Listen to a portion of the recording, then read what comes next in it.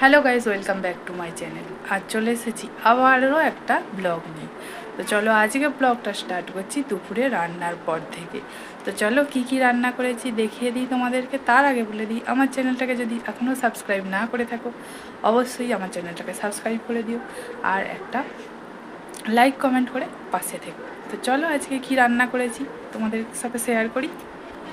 এই দেখো, বেগুন ডাঁটা আলু বড়ি দিয়ে একটা তরকারি করেছি, সজনে ডাঁটা। আর ছিল আগের দিনের কুমড়ো ডাঁটা চচ্চড়ি, একটু অল্প ছিল, সেটা গরম করেছি। করলা ভাজা। আর এখানে আছে মাছের ঝাল। তো চলো খাওয়া দাওয়াটা স্নান করে আগে সেরে নিই। তো দেখো এখানে এই যে খাওয়া দাওয়া করে দুপুরে আমি একটু রেস্ট নিয়ে আবার সন্ধেবেলা গপুকে খেতে দিয়ে গপুকে ঘুম পাড়িয়ে তো এখানে আবার রান্না করতে লেগে পড়েছি কোমর বেঁধে। মানে যতটুকুই রান্না করি না কেন কোমর বেঁধে লেগে পড়েছি একবারে। তো মানে কি বলবো, মন থেকে তো রান্নাটা করি, আমার খুব ভালো লাগে আজকের এই রান্নাটা। তো আজকে একটা স্পেশাল দিন আছে, তাই জন্য রান্না করতে বসে পড়েছি। এই দেখো, আমার রান্না বাড়া সব কমপ্লিট হয়ে গেল। আজ ছিল ছেলের জন্মদিন, মানে জন্মদিনটা ছিল 17ই ফেব্রুয়ারি। তো ওর বাবা বাড়িতে ছিল না। তারপরে বাবা না ছাড়া তো আর জন্মদিন হয় না, তাই না? তো সেই জন্য জন্মদিনটা ডিউ ছিল আর কি। সেই জন্য ফেব্রুয়ারি তো চলে গেছে, বাংলা মাস ধরে ফাল্গুন মাসে 4 তারিখে হয়েছিল। তো যেহেতু জন্মদিনটা ওর বাকি ছিল, সেই জন্য আমি ফাল্গুন মাস আছে বলে আজকে করেছি। তো সকালে পরীক্ষা ছিল, 11-এর পরীক্ষা হচ্ছে, তোমরা তো জানোই।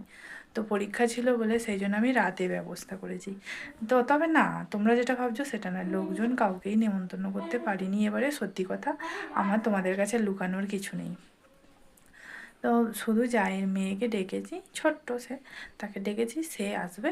আর আমার 2 ছেলে, আমি আর ওর বাবা, এই আমরা 5 জনে মিলেই ওর মানে জন্মদিন সেলিব্রেট করব। তবে কেক কাটার ব্যবস্থাও এবারে নেই, শুধু 5 তরকারি ভাত করেছি, মালা ঘুমসি আর মানে নতুন একটা ড্রেস, ব্যাস। এর থেকে ব্যবস্থা কিছু করতে পারিনি। তো মানে বছর বছর কি আর হয় অনুষ্ঠান? তো চলো এইভাবেই মানে অনুষ্ঠানটা পালন করি। তবে হ্যাঁ, এই বছরে দুটো দিন, মানে বড় ছেলের জন্মদিন আর ছোট ছেলের জন্মদিন, এই দুটো মানে দুজনের জন্মদিনে আমি সত্যি কথা বলতে যাই করি না কেন, যতটুকুই রান্না করি না কেন, মন থেকে করি।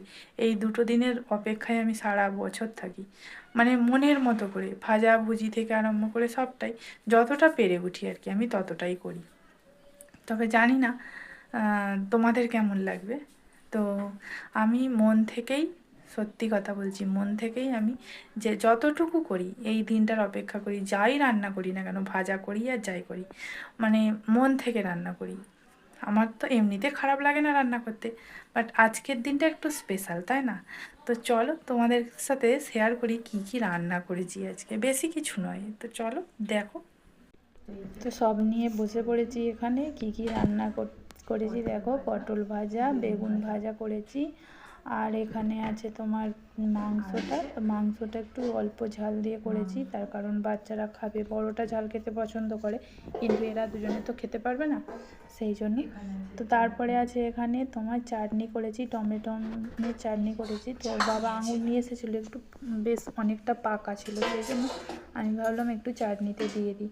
তো তারপরে এখানে দেখো করেছি শাক ভাজা, আর করেছি এখানে করেছি পায়েস।